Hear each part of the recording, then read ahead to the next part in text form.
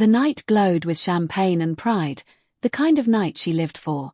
It was her birthday, and she had transformed our home into a runway of laughter and attention. Every candle flickered against glass walls. Every guest looked at her like she was the centerpiece of the evening, and she basked in it. I stood by the bar, smiling politely, watching her glide through conversations, her laughter too loud, her hand lingering too long on shoulders that weren't mine. She was radiant, yes, but her radiance no longer warmed me. It blinded her. Her friend Kevin, the loud, arrogant type who believed charm was a currency, was already on his third drink when he decided to make me his target. "You're a lucky man," he said, smirking loud enough for the crowd to hear. "But tell me, how does it feel being married to the woman everyone wants?" The laughter that followed wasn't kind. It was sharp, cruel, the kind of laughter that belongs to people who enjoy watching someone else squirm. My wife threw her head back and laughed with them, her hand on Kevin's shoulder as if the moment was harmless. But her eyes flicked toward me.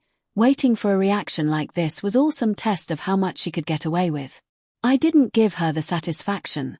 I smiled faintly, let the silence stretch, and walked toward them with calm steps that made Kevin's grin falter. I looked him dead in the eye and said, "I'd answer your question, but it looks like you're asking from experience. Tell me, Kevin, how does it feel wanting what you'll never have?" His smirk froze mid-laugh. The air shifted. Conversations died mid-sentence. Every person in that room could feel it. That quiet, restrained kind of fury that doesn't shout, but suffocates. My wife's laughed. Her smile melted into a mask of disbelief. "What the hell was that, Daniel?" she snapped, her voice rising over the murmurs. "You're embarrassing me." Embarrassing her. Not the man who disrespected her husband. Not the mockery she'd entertained, but me.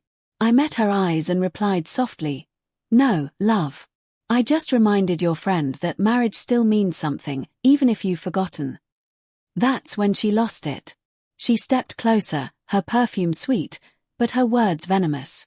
"Apologize to him," she ordered, voice trembling with anger. "Apologize or we're done." The room went dead quiet. Forks paused mid-air. Whispers floated like ghosts. People waited, expecting the husband to fold, to back down for the sake of peace. But peace had long died between us, buried under her casual disrespect, her secret texts, her smug confidence that I'd never have the courage to walk away. I stared at her for a moment, long enough for her to realize I was no longer the man who tolerated her games. Then I smiled, a slow, calm smile that didn't belong to a broken man, but to a man who'd already decided. "Okay," I said. "We're done." The color drained from her face. The words didn't register at first. She blinked like she'd misheard me. Kevin tried to laugh again nervously, but his voice cracked halfway through. "Hey man, it was just a joke," he muttered, his bravado gone. I nodded. "Yeah," I said, turning away. "So was our marriage."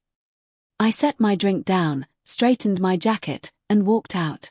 Behind me, the murmurs swelled into chaos. She called my name once, twice, but I didn't turn. The door closing behind me was quieter than I expected, but it sounded like freedom.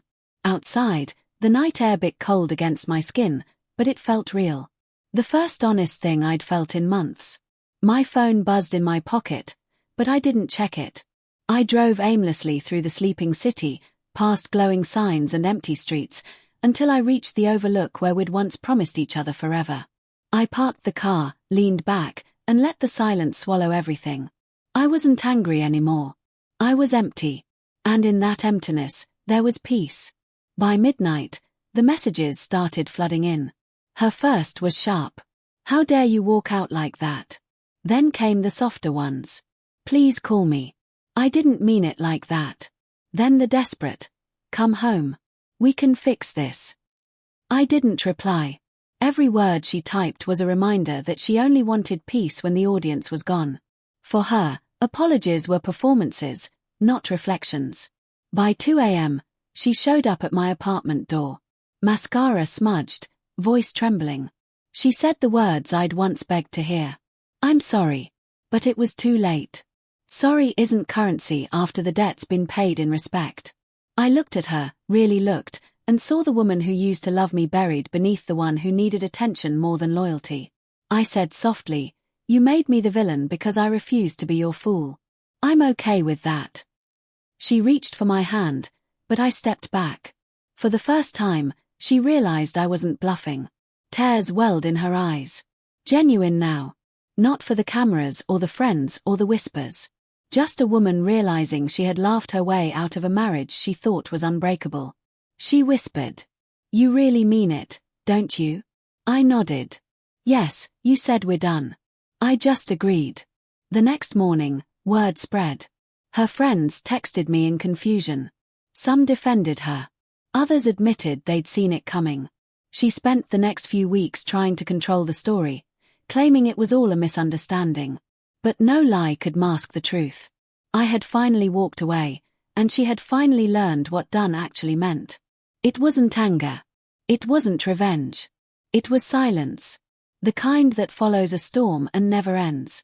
Months later, when I saw her again, older, quieter, wearing regret like a shadow, she didn't say a word. She didn't need to.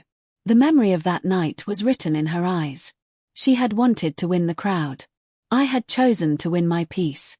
And in the end, the loudest sound between us was the silence she had once dared me to give her.